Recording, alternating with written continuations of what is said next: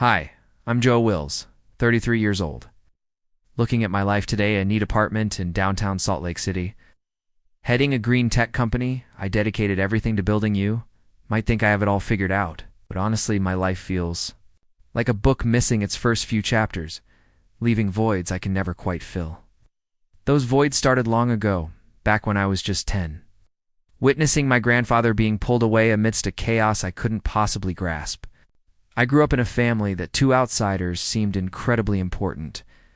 The Wills name in Salt Lake City was tied to power, wealth, and skyscrapers proudly displaying the Wills Group logo. My father, Gerald Wills, led that empire. He was a tall man with a booming voice and a sharp stare that could make anyone flinch. But for me, the person who made me feel safe and loved wasn't my father. It was my grandfather, Howard Wills. My grandfather was extraordinary in the best possible way. He was tall and thin, with neatly combed silver hair. His eyes sparkled, as if he could see a world invisible to everyone else. He often spoke of his grand dreams: factories powered by solar energy, endless fields of wind turbines. "Joe," he'd say, gripping my hand tightly, "we're not just building a company, we're building the future." I cherished those moments when he'd take me through the Wills Group offices, pointing at technical models and explaining them as if I were an adult. It's not just a kid who loved playing basketball. But then, everything shattered on what I still call the stolen day. I was 10, sitting in the large Wills Group boardroom, where my grandfather often let me join shareholder meetings to learn. I didn't understand much, but I loved sitting beside him, listening to him discuss his ambitious plans. That day, the atmosphere felt heavier than usual. The shareholders were whispering amongst themselves. My father stood in the corner, arms crossed, his expression ice cold. My grandfather, as always, was presenting a new bold renewable energy project. But halfway through, my father stepped forward and cut him off.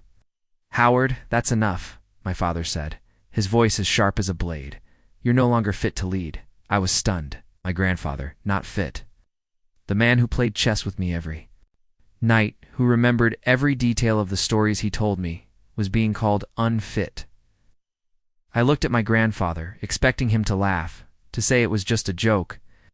But he stood there, his face pale, his eyes wide, as if he'd just been stabbed.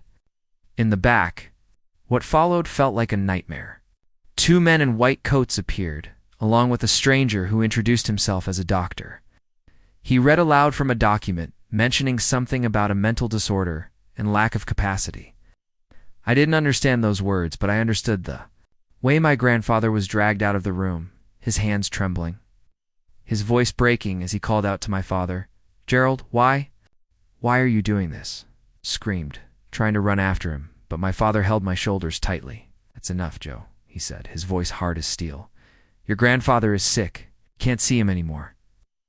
That night I lay in bed, clutching the teddy bear my grandfather had given me, tears soaking my pillow.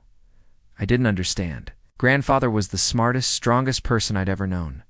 How could he be sick? How could my father let them take him away like that? And why did my mother, always so gentle with me, just sit silently in the corner, her eyes red but saying nothing? In the days that followed, no one mentioned my grandfather. My father took over the Wills Group, steering the company toward projects my grandfather had once called a betrayal of the future: resource extraction contracts, factories belching black smoke. My parents started arguing more.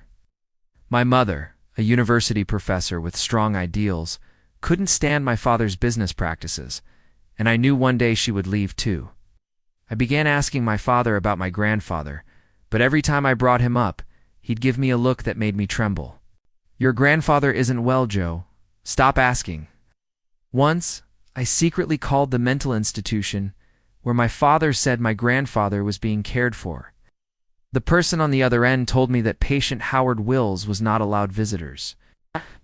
Hung up, feeling as though an invisible hand was squeezing my chest. The years that followed left a void in my heart. I could never forget the look in my grandfather's eyes that day, the look of a man betrayed. I promised myself that one day I would uncover the truth. But back then, I was just a kid. powerless against the world.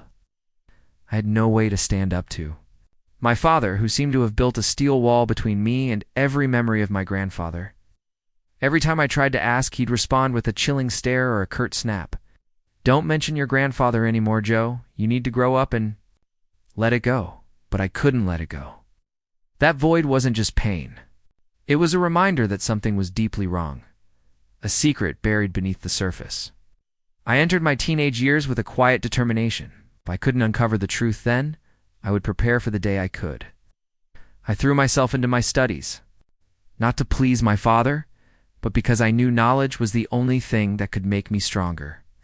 I earned a scholarship to Harvard, a turning point I hoped would free me from the shadow of the Wills family. The day I left Salt Lake City, standing at the airport with my worn-out suitcase, my mother hugged me tightly. "Joe," she whispered, her eyes red, "you don't have to become your father. Be yourself."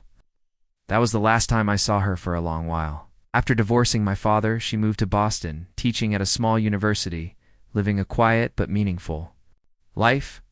Harvard was where I truly found myself. There, I wasn't Joe Wills, son of Gerald Wills. I was just Joe, a student with big dreams, like my grandfather once had. I studied environmental engineering, immersing myself in lectures about renewable energy, green technology, and how they could change the world. Those ideas reminded me of my grandfather, the evenings he spent telling me about his vision for a future free of pollution. I wondered what he'd think if he saw me now, a 20-year-old sitting in the Harvard library, scribbling notes about wind turbines and solar panels. When I graduated, I faced a crossroads. My father wanted me to return to Salt Lake City and work for the Wills Group. He called, his voice dripping with false pride. "Joe, you're the heir. Wills Group is yours if you just come back." But I knew the Wills Group under my father was no longer the company my grandfather had built. It had become a money-making machine, careless of the environmental cost. Factories spewed black smoke, and the oil and gas contracts he signed made me cringe. How could I join a place that went against everything I believed in? I refused. Instead, I joined Verdant Labs, a small startup in California, focused on green technology. Verdant Labs was struggling but brimming with passion. I started as an engineer, working day and night to develop sustainable energy solutions. I loved the work, not just because it aligned with my ideals, but because it made me feel close to my grandfather. Oh, yes. Every time I stood before a new turbine model, I could almost hear his voice. "Joe, we're building the future." Within a few years, I climbed to Chief Technology Officer, then CEO. Verdant Labs started making waves. We secured major contracts and caught the media's attention. But with success came increasing pressure from the Wills Group. My father never forgave me for betraying the family. He began publicly criticizing me in interviews, calling me a naive boy who was tarnishing the Wills name. I tried not to care, but each of his words cut like a knife, reopening memories of the day my grandfather was taken away. Meanwhile, my younger brother, Noah, chose a different path. For years my junior, Noah was kind but easily influenced. After college, he joined the Wills Group, working under my father. I didn't blame Noah. He didn't have the same vivid memories of our grandfather that I did, and my father always knew how to manipulate others with his charm and power.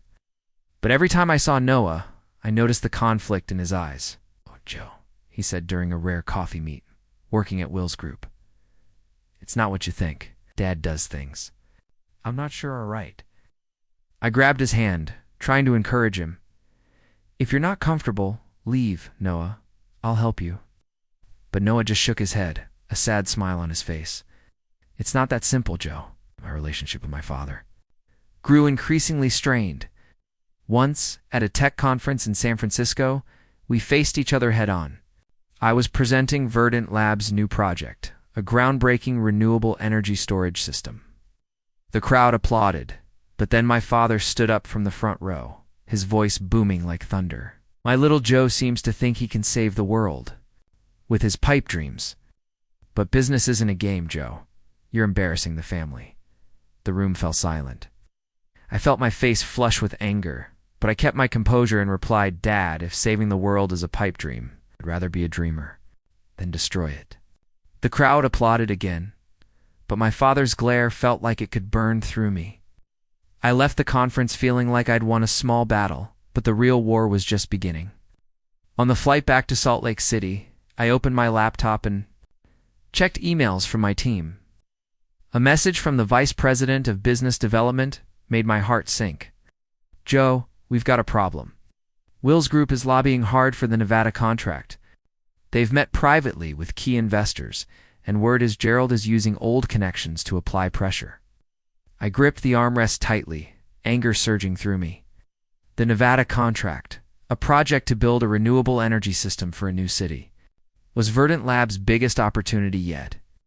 It wasn't just about billions of dollars. It was about establishing our position in the green tech industry. But my father, with his Wills Group empire, was targeting it like a predator. He didn't just want to win. He wanted to crush me, to prove that my pipe dreams were nothing but a joke. I called Leah as soon as the plane landed. "Babe, I think my dad's playing dirty," I said, my voice low as I stepped out of the airport. Leah, with her investigative reporter instincts, immediately asked, "Any evidence?" "I can dig." I told her about the email, about how Wills Group was secretly meeting with government officials and investors in unofficial ways. Leah was silent for a moment, then said, "Joe, you need to be careful. Your dad isn't the type to stop at fair competition. I'll check if anyone in his network is leaking info." I nodded, even though she couldn't see, a warmth cutting through my anxiety. Leah was always my rock, with her sharp eyes and unyielding heart. In the days that followed, the Verdant Labs office became a fortress. I met with the team, assigning tasks to monitor every move from the Wills Group. We discovered they were funneling money into covert ad campaigns, smearing Verdant Labs as a young, inexperienced company. One morning, as I sipped black coffee, in my glass-walled office overlooking the Wasatch Mountains, Noah called. My brother's voice sounded weary. "Joe, you were right. Dad's going Ellen on Nevada. He says it's a chance to teach his son a lesson." I gripped the phone. "You help me? Just some internal info?" Noah hesitated. "I'll try, but you know, Dad, he watches everything." The call ended, leaving me with a gnawing worry. Noah was caught in the middle, and I didn't want to put him in danger. Amid the whirlwind, a surprise came from my father. One afternoon, my secretary brought in a thick envelope embossed with the Wills Group logo. Inside was an invitation, crisp white paper with gold lettering. "Joe Wills is cordially invited to Gerald Wills' 60th birthday celebration at the residence. June 15th. I stared at the card, my heart racing. Dad's birthday. We hadn't celebrated together since I left for Harvard. Why now, when I told Leah, she raised an eyebrow. "Smells fishy. Maybe he wants to meet for family talk, but you should go. You might find a clue." I agreed, though my gut told me this wasn't an ordinary party. June 15th arrived faster than I expected. I drove to my father's residence, a sprawling mansion on the hill with lush gardens and a pool sparkling in the afternoon sun. I wore a simple suit, trying to stay calm, but my hands gripped the steering wheel tightly as I parked. The lot was packed with luxury cars, Mercedes, BMWs, even a Rolls-Royce. I stepped inside, the air thick with expensive cologne and fake laughter. Dad stood at the door, towering in a black tuxedo, smiling like a fox. "Joe, my boy, glad you came." He gave me a stiff hug, then led me into the grand living room. I scanned the room. This wasn't a typical family party. The guests were all my father's inner circle, Wills Group executives with phony smiles. His personal lawyer, a gaunt man named Marcus, who'd helped Dad win big lawsuits. And surprisingly, a few doctors in formal suits. One of them made me freeze. Dr. Samuel Griggs, with salt and pepper hair and a smirking grin.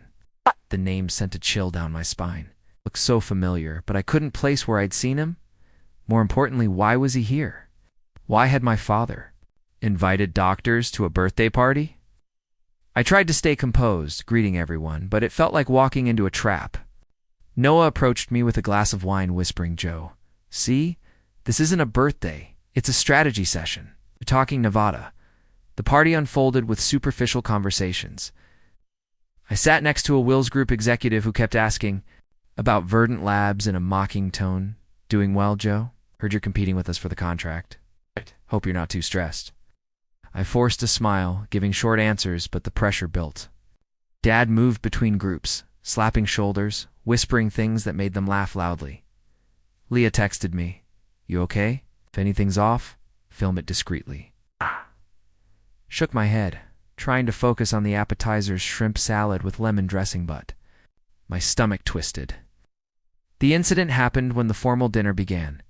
We sat around a long table, candlelight flickering on everyone's faces.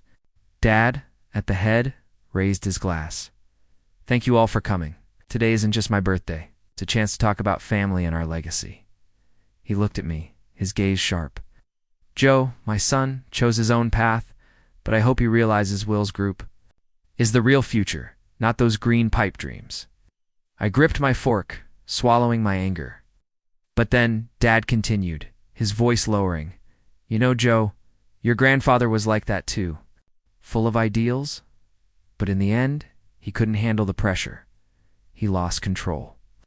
I just wanted to help him, and now I want to help you." Those words exploded in my head like a bomb. Help him? I jumped up, my voice trembling. "You call locking Grandpa in a mental institution help? He wasn't crazy. He was fine, and you know it." The room went dead silent. Everyone stared, some whispering.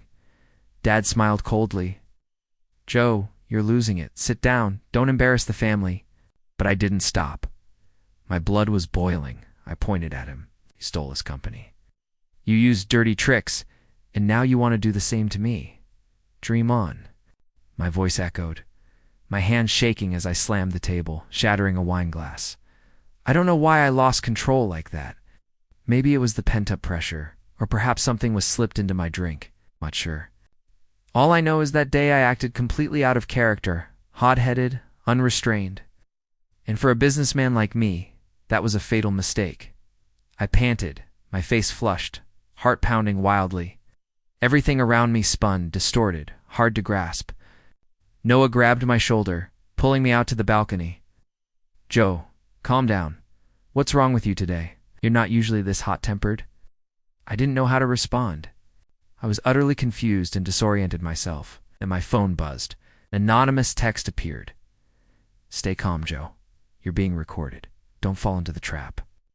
My heart skipped a beat, my mind clearing slightly. I wondered, who sent this? What was their motive? How did they know I was being recorded? What the hell was going on in this god-forsaken place? I didn't know the answers, but I was sure of one thing. I was in danger here. Without thinking further, I told Noah I had an emergency and had to leave immediately. I rushed to my car, driving straight home in a panic. The whole way, my mind swirled with dozens of questions, but no answers. Leah was waiting at the door, hugging me tightly. "Tell me everything!" I recounted it, my voice breaking. "Leah, I think Dad's repeating history. Someone texted that I was being recorded. I don't understand what happened there, and I'm worried about what's coming next. It's going to be a huge wave." Leah tried to comfort me, but I couldn't sleep that night. Images from the party haunted me. My inexplicable outburst, Dad's cold stare, Dr. Griggs's enigmatic smile, and that mysterious text. I could feel the shadow of the past returning, more ferocious than ever. But this time, I couldn't be weak like the 10-year-old boy I once was. I had to stand and fight, not just for myself, but for my grandfather, whom I always revered. I had to uncover the truth behind the suspicious mental health accusations against him. The next morning, the sun rose through the apartment window, but my mind was still shrouded in darkness. I rolled out of bed, brewed a strong black coffee, trying to rally my spirits. Leah had left for work early, leaving a note on the kitchen table. "Stay strong, love you." I smiled weakly, but the worry still gnawed at me. Then my phone buzzed, a call from Leah. Her voice was urgent. "Joe, turn on the TV right now. The local news is reporting on you." My heart skipped a beat, switched on the TV, and my face appeared on the screen accompanied by a glaring headline. Verdant Lab CEO Joe Wills showing signs of mental disorder. Viral video from family party shocks viewers. The anchor, a middle-aged woman with a grave tone, was analyzing. In a video that's spreading widely on social media, Mr. Joe Wills, son of billionaire Gerald Wills, lost his composure, shouting about his grandfather and accusing his own father. Psychologists are questioning whether this is a sign of nervous stress. Verdant Labs stock has dropped 5% overnight. I felt like I'd been punched in the chest. Newspapers, social media, everything was spreading like a virus. I quickly searched on Google, and a slew of articles popped up. Joe Wills, from Tech Genius. 2 psychological crises, or Wills Group legacy threatened by rebellious son. Leah called back right after, her voice full of concern.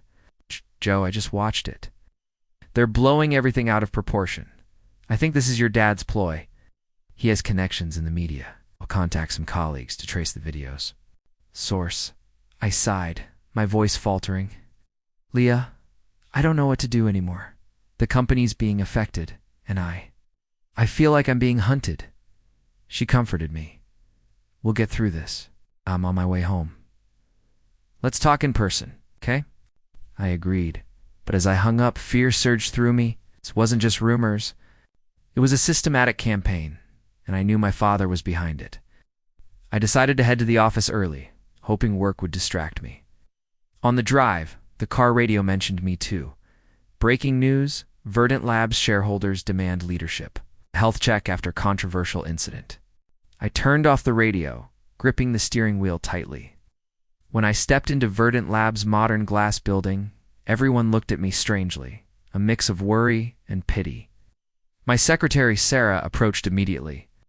Mr. Joe, there's an emergency board meeting. They want to see you. I nodded, trying to stay calm, but inside I was boiling. The meeting took place in the large conference room, with shareholders joining via video call. The chairman, Mr. Hargrove, an elderly man with a slow drawl, opened. Joe, we appreciate your contributions to the company, but after that video, the public is buzzing. To protect Verdant Labs' image, we suggest you undergo a mental health evaluation. It's just a formality to reassure everyone. I felt my face flush. A formality? You think I'm crazy? This is a plot from competitors from Wills Group. They shook their heads firmly. We trust you, Joe, but you still need to get checked. Otherwise, the stock will keep dropping. I gritted my teeth and agreed, knowing refusal would only make things worse. Leah came home at noon, carrying a bag of fast food and a determined expression. We sat at the kitchen table as she explained. I traced the video. It was posted from an anonymous account, but the IP leads to Salt Lake City. Near Wills Group headquarters? And I heard your dad called a few newspaper editors last night. I held my head. Leah, I have to go for the mental health check the board's forcing me. She grasped my hand. Go, but record everything. Don't let them manipulate you. You're suspicious. Of that psychiatrist, Dr. Griggs, right? I nodded, and suddenly memories flooded back like a torrent. Dr. Griggs, that name? Yes, it was unmistakable. He was the man in the white coat that day when I was 10. The one who read aloud the document, accusing my grandfather of being mentally ill. Leah, I whispered, he's the one who took my grandfather away. I remember now. He was the doctor who signed the papers confirming Grandpa was insane. How could I forget him? And so, that afternoon, we dug deeper. Leah used her network of reporters to find info on Griggs. He was a renowned psychiatrist, but with a shady history, accused of manipulating records in business lawsuits. Joe, he's been working for your dad for years, Leah said, pointing at her laptop screen. There's an old article mentioning Griggs as a longtime shareholder in Wills Group.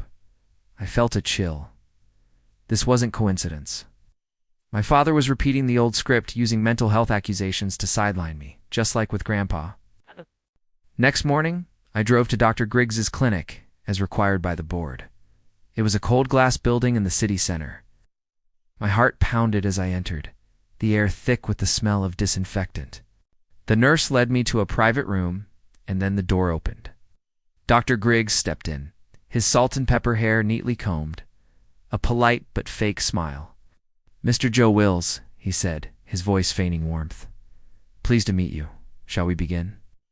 I stared at him, the memories from years ago vivid. He was the one, the doctor who signed for Grandpa, standing beside my father on that fateful day. The session started with basic questions. How have you been feeling lately? Any stress? Ow. But then, Griggs shifted his tone, probing. Do you think? About the past often, Joe. About your grandfather, for example. He also had similar issues. He gripped the armrests, trying to stay calm. What do you know about my grandfather? He smiled. I'm a doctor, Joe. I know quite a bit about your grandfather. He had delusions about sustainable business like you now. Maybe it's genetic. Those words cut like a knife. I felt my blood boil. You were the one who took my grandfather away?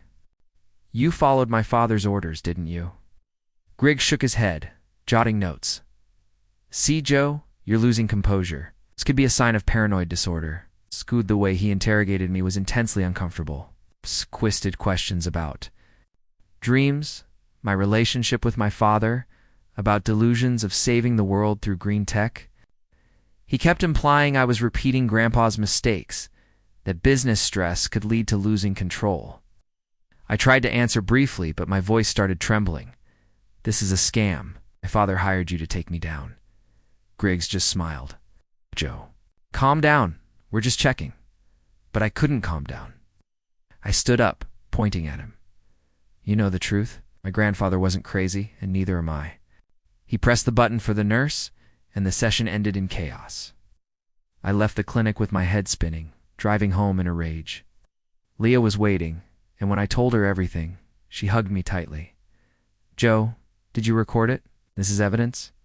I nodded, playing back the audio. Griggs's voice was full of scheming.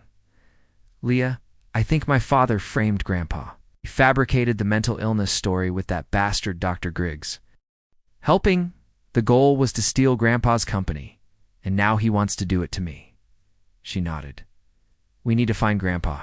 If he's still alive, he'll tell everything. For the first time, I truly suspected my father. Not just business disagreements, but evil deeds, dark schemes.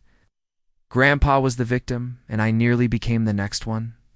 In the following days, public opinion still boiled. The press continued reporting Joe Wills declines comment on mental health allegations.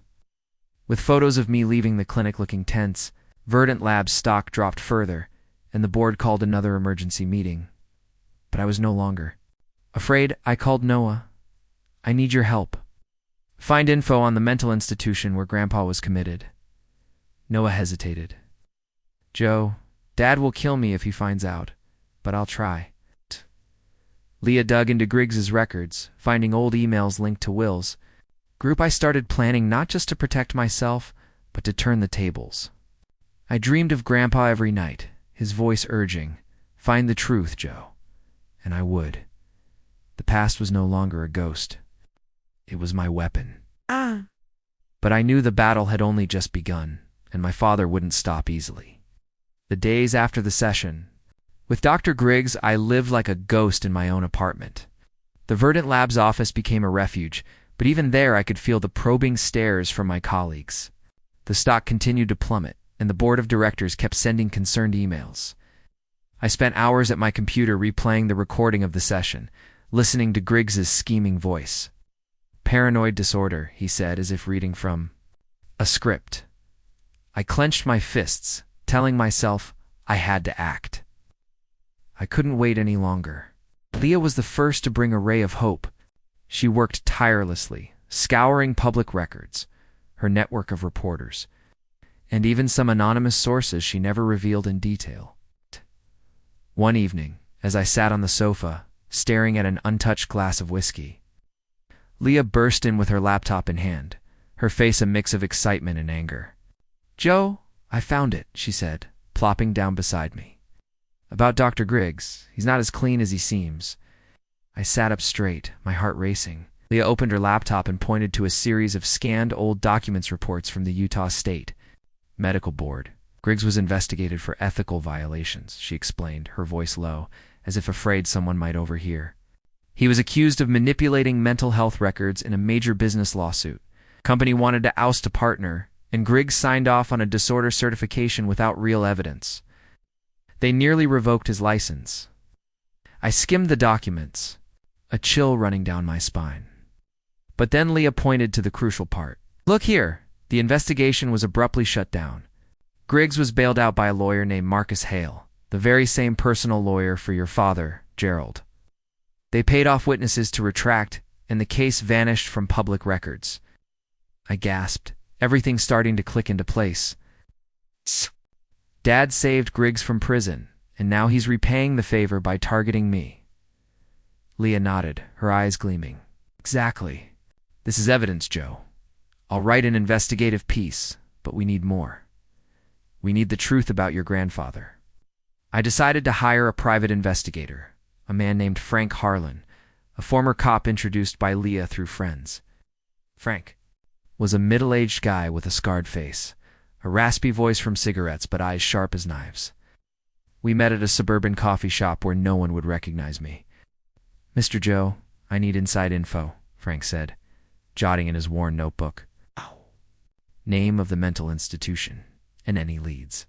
I told him everything about the day Grandpa was taken, about Griggs, about Dad, but I knew I needed help from the inside. And my brother Noah, I needed him more than ever. I arranged to meet Noah in a park near Will's group at dusk to avoid prying eyes. Noah looked exhausted, his hair disheveled, dark circles under his eyes.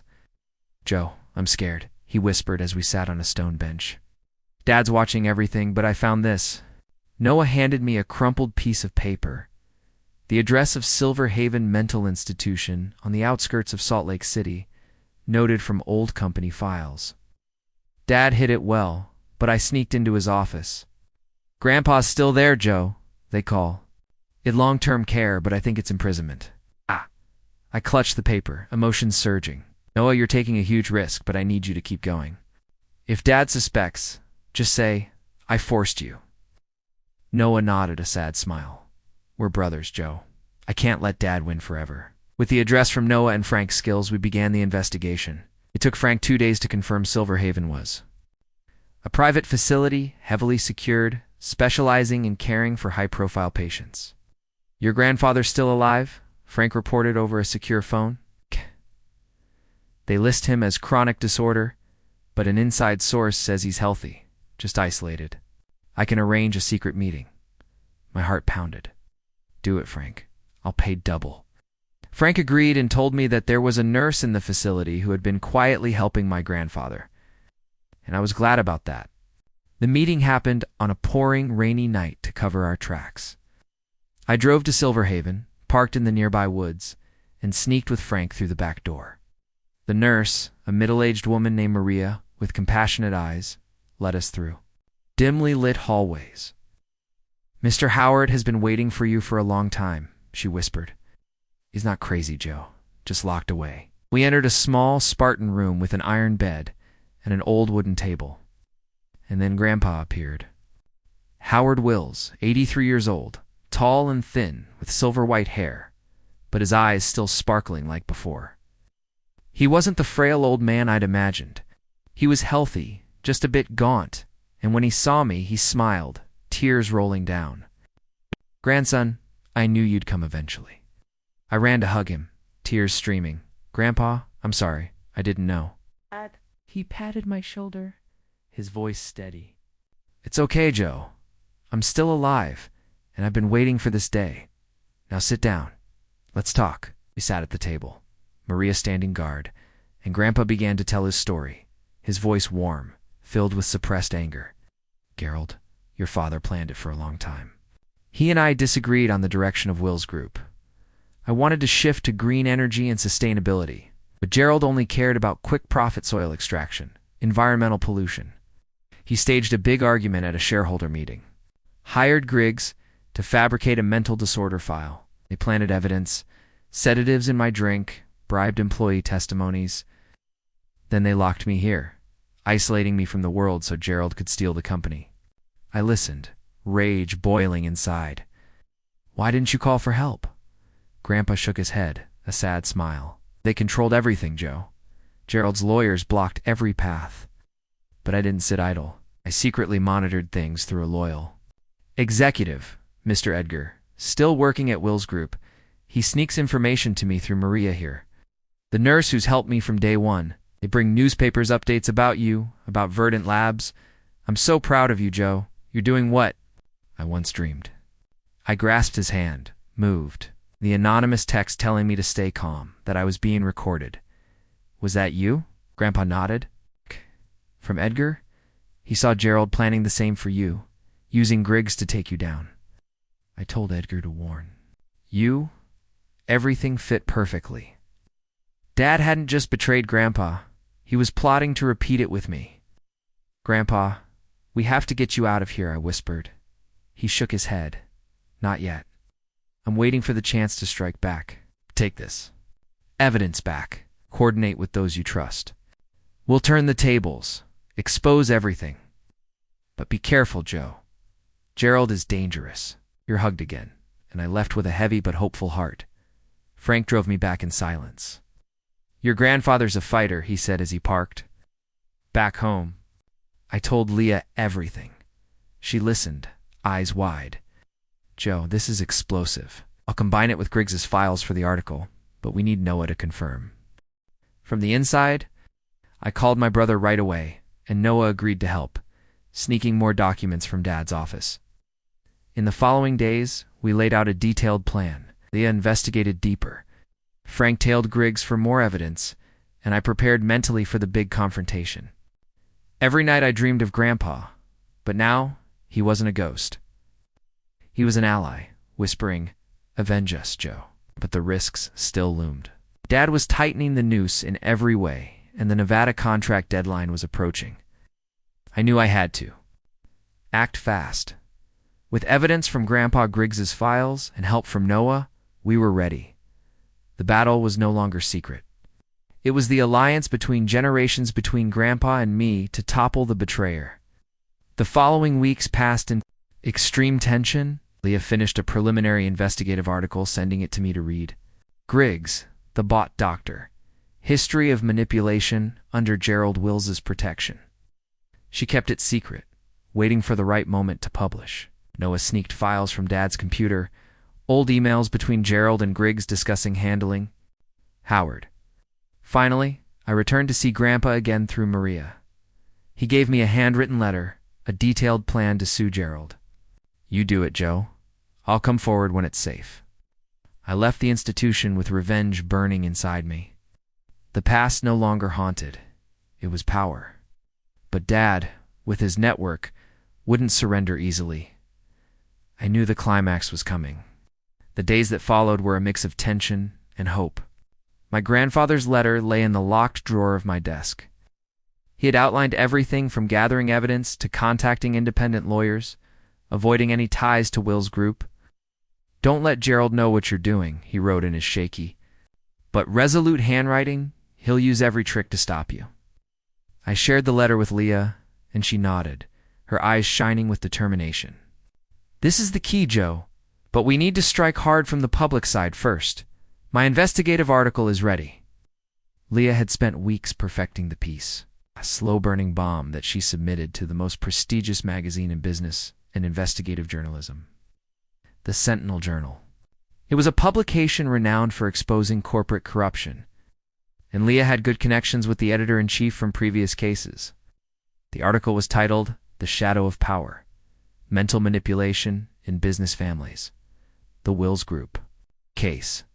Leah wrote in detail, without mercy, from Dr. Griggs's history of ethical violations resolved by Gerald's lawyer to the pattern of using mental health manipulation as a tool to seize power. She described how wealthy families employed BOTF doctors to eliminate internal rivals. Backed by evidence from old records and anonymous testimonies from Will's group employees, of course the focus was on my grandfather's case, Howard Wills. Declared incapacitated without real medical evidence, leading to Gerald taking over the empire. The article was published on a Wednesday morning, and it spread like wildfire. I was sitting in my Verdant Labs office, sipping my third cup of coffee, when Leah called, her voice excited but laced with worry. Joe, it's out. Check online. Opened my laptop, and the headline hit me on the Sentinel's homepage. Within the first hour, the article was shared thousands of times on social media. Major news outlets jumped in. CNN ran a short segment on the Wills family scandal. Fox Business interviewed experts on business ethics, and even Reddit exploded with threads dissecting the details. Public opinion began raising big questions. How could someone like Howard Wills, once an icon of innovation, be abruptly removed from the company? Was the decision from years ago truly fair? Had Gerald cheated to seize power? Wills Group shareholders started sending concerned emails, and their stock dipped slightly, the first sign of the storm to come. I felt a surge of adrenaline, but also fear. How would Dad react? He wasn't the type to sit back and take it.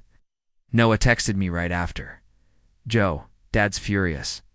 He's in an emergency meeting with the lawyers, articles being read all over the office." I replied, "Stay calm. This is just the beginning." And as predicted, my father's counterattack came swiftly. Just 2 days after the article, Wills Group issued a statement. Gerald Wills was holding an emergency shareholder meeting at the headquarters in Salt Lake City. The official reason was to clarify baseless allegations and ensure the company's stability. Dad appeared on TV, his voice calm but cutting. "These are fabrications from those envious of Wills Group's success. I'll set everything straight at the meeting." I watched the interview, my heart pounding. This was the opportunity, the climax Grandpa had spoken of. I called Frank, my investigator. "Prepare to get Grandpa out. We'll make a surprise appearance." Frank agreed. "Got it. I'll arrange it." The days preparing for the meeting were the most stressful of my life. I contacted a new lawyer, Alina Ramirez, specializing in corporate fraud with no connections to Dad. Alina reviewed the evidence, the recording of my session with Griggs, Leah's article, the fabricated records from Grandpa's case, and testimony from an old employee of Griggs that Frank had dug up, someone who admitted to being coerced into providing false witness. "This is gold, Joe," Elena said, her eyes lighting up. "We can turn the tables." Noah helped from the inside, sending the meeting schedule and shareholder list. "Dad thinks you won't dare show up," he whispered over the phone. "He's preparing a speech to deny everything." I met Grandpa one last time before the meeting at a suburban motel arranged by Frank. He had been secretly extracted from Silver Haven thanks to Maria and a few sympathetic staff. He looked healthier than ever, dressed in an old but neat suit, his silver hair combed back. "Joe, my grandson," he hugged me tightly, his voice trembling. "Today we end this cycle." We reviewed the plan. I'd appear first, present the evidence, then Grandpa would enter like a bombshell. Leah would be outside, ready to update the media. "Grandpa, I'm scared," I confessed. "If Dad wins," he patted my shoulder.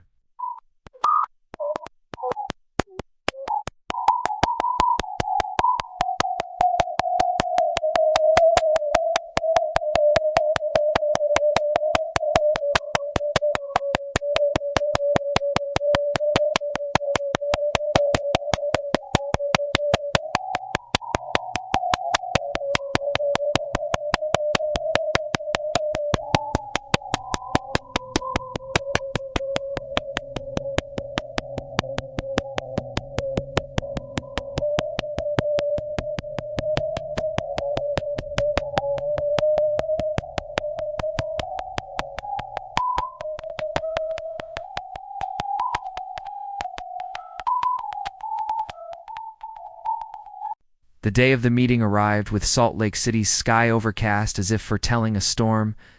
Wills Group headquarters, the towering glass building I'd once hated, was packed with luxury cars and reporters. Security was tight, but thanks to Noah, we slipped through the back door. I sat in the back row wearing a baseball cap to hide my face, my heart drumming. Dad stepped up to the podium, tall in his black suit, his voice booming through the mic. "Ladies and gentlemen, shareholders, I'm here today to clarify. The recent allegations are baseless, aimed at tarnishing the Wills family name. Howard, my father, received the necessary medical care due to his declining health. As for Joe, my son, he's under stress. We'll support him," the room murmured. Dad continued, projecting slides of denials. There is no manipulation. "Dr. Griggs is an independent expert." That's when I stood up, removing my cap, my voice ringing clear. "Ladies and gentlemen, that's a lie from my father." The room fell silent. Dad stared at me, his face paling. "Oh, Joe, what are you doing here?" I walked to the podium, Alina beside me, taking the mic. "I'm here to present the truth." We projected the recording, Griggs's voice interrogating me. implying genetics from Grandpa. Then Leah's article, the fabricated records from years ago, the employee's testimony. I was coerced into signing false documents regarding Howard Wills's mental health. Howard was not mentally ill, but his son threatened me, paid me off to silence me, and forced me into wrongdoing. I sincerely apologize. Shareholders buzzed. What is this? My father tried to interrupt. This is fabrication. Security. Remove. Him. But Alina raised her hand. Wait, we have a witness. The door opened, and Grandpa walked in. Howard Wills, the man everyone thought had been incapacitated for years. The room erupted. Reporters snapped photos frantically. Shareholders stood in applause mixed with shock. Grandpa stepped to the podium, his voice steady. I am Howard Wills, and I was never insane. Gerald, my son, cheated to steal the company. 8. He fabricated records, staged it with Griggs, violating shareholder rights. Today, I declare I will sue him for fraud, falsifying medical documents, and all related crimes. Dad backed away, his face ashen. Dad, how did you get here? Grandpa looked him straight in the eye. You didn't expect this, did you? I've waited over 20 years for this day, and today, I'll reclaim what's mine and bring justice for Joe. The room descended into chaos. Shareholders demanding explanations, media filming, and I stood there, tears rolling down. This was the climax, the justice I'd awaited. But seeing Dad, the man who was once my father, crumble, I felt a mixed sorrow. The meeting ended in turmoil, but we had won this battle. We left the Wills Group headquarters amid shouts and flashing camera lights. Grandpa walked beside me, his hand gripping my shoulder tightly as if to steady himself. But in truth, it was I who needed that support. Alina, our lawyer, followed behind, clutching a thick stack of documents, her face beaming with victory. Noah waited at the back door, his face pale, but his eyes shining with hope. Joe, we did it, he whispered as he hugged me. Leah was outside updating the reporters. Her article had now become the spark that ignited everything. On the drive home, Grandpa sat silently, gazing out the window as the Wasatch Mountains passed. Bye in the fading twilight, Joe, he said softly. Do you hate Gerald? I shook my head, my voice faltering. I don't know anymore, Grandpa. He's my father, but what he did, ... Grandpa nodded, his eyes clouding with memories. I once loved him. Too, but power changes people. Now the law will decide. And indeed, the law moved faster than we imagined. Just hours after the meeting, the Utah State Prosecutor's Office announced the reopening of the investigation into Grandpa's incapacity case from years ago. Leah's article, combined with the evidence we presented, had created a wave of public opinion that couldn't be ignored.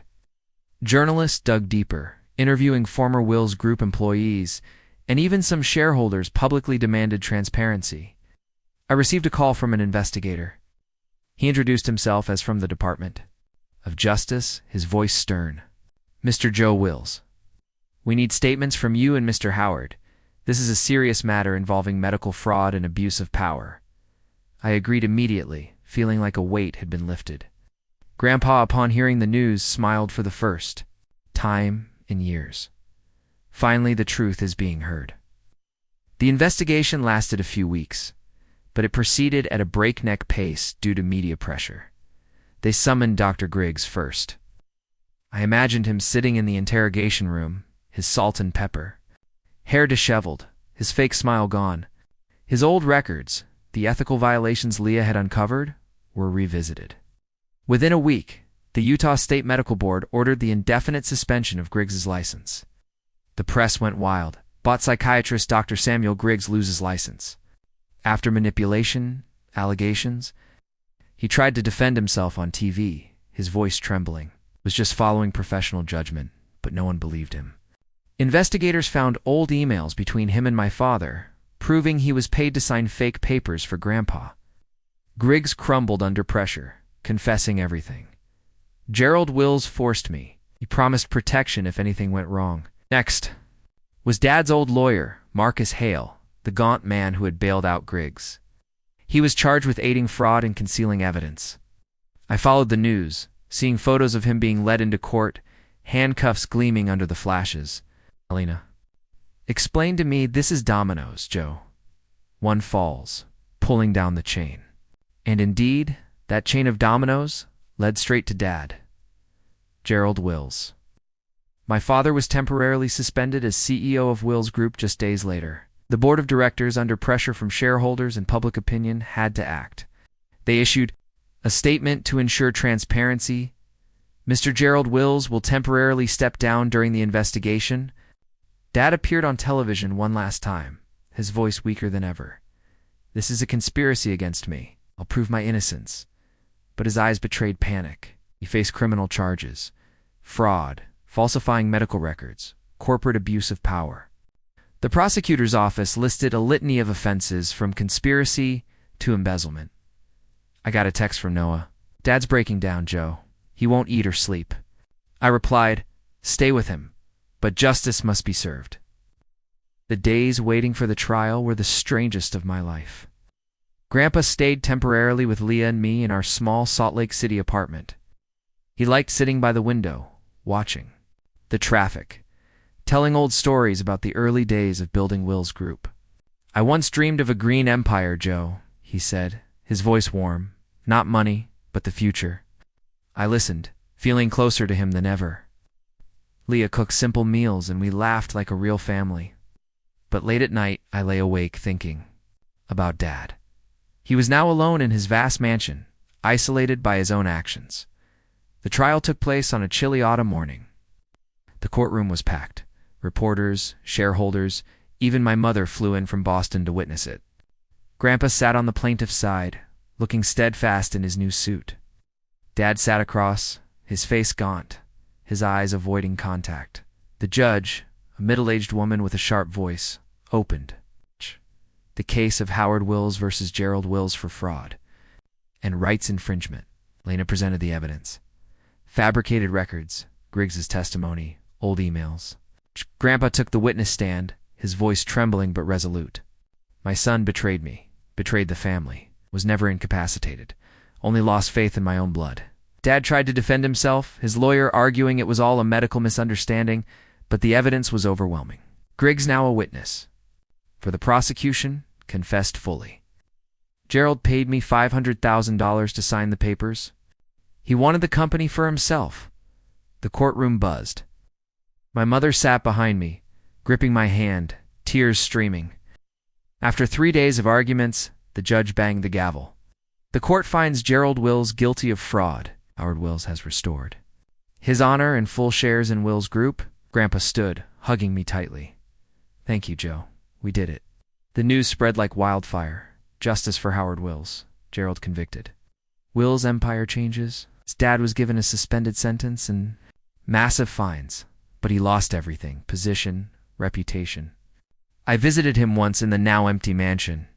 Dad, I said, my voice choked. Why? He looked at me, eyes red. I was afraid of losing it all, Joe. But I lost my son. I left with a heavy sorrow, but also liberation. With the court's ruling, Grandpa officially returned. We formed an alliance across generations. Wills Group and Verdant Labs partnered with my company at the core. Grandpa served as strategic advisor, bringing his old experience. I led the green, sustainable direction. The first meeting at Verdant Labs headquarters was emotional. Grandpa, at the head of the table, smiling. We're building the real future. Noah joined immediately, becoming a key assistant. He handled the green development side with a passion for environmental protection he'd long hidden. Joe, you and Grandpa are my inspiration, Noah said, as we discussed the first project, a massive renewable energy system for Nevada. Noah designed environmental protection programs, from reforestation to emission reductions, turning the Wills empire into a green icon. Stocks for both companies skyrocketed. Investors across America rushed to buy in upon seeing the partnership. Wills Group and Verdant Labs joined forces. The Green Revolution, finance papers reported. Verdant Labs shares rose 30% in the first week, Wills Group following with 25%. Major investment funds called, offering collaborations. This two-generation alliance is gold. I stood on the office balcony, watching the stock charts soar, feeling like Grandpa's dream was coming true. Looking back on everything, sitting alone in the office late at night, I hadn't just saved the company. I'd broken the cycle of generational manipulation in the family. From Grandpa's betrayal to Dad's schemes to me nearly becoming the next victim, it all ended now. I'd saved the soul of the Wills family, turning it into something better. Leah walked in, hugging me from behind. "You okay?" I nodded, smiling, better than ever. We celebrated with an intimate dinner at my home. Just me, Leah, Grandpa, and Noah. We sat around the old wooden table with grilled steak and green salad that Leah made herself. Grandpa raised his glass. To a bright future. We laughed and talked, reflecting on the journey from the day Grandpa was taken away, to the fateful meeting, to today's justice. Noah shared funny stories about the new project. Leah teased me about being the hero CEO. We were happy, thinking of the future. A green empire, a real family. The warm light shone on everyone's faces, and I knew everything was restarting with the truth. In the months that followed, our alliance grew strong. We won the Nevada contract, turning it into the first model green city. Campaigns, planting thousands of trees in Utah. Grandpa, with his experience, guided strategy, often telling old stories for inspiration. "Joe, you saved me," he said once. I shook my head. "Oh, Grandpa, we saved each other." My father, after his suspended sentence, lived quietly. I wrote inviting him to visit the new headquarters, but I haven't heard back yet. Perhaps one day, the wounds will heal. As for me, with Leah by my side, I look forward where the shadows of the past are gone. Only hope and the light of a new beginning remain. And that's the story I want to tell you about the upheavals in my powerful family. It doesn't end perfectly. There are still silences, unclosed doors, and people not ready to forgive.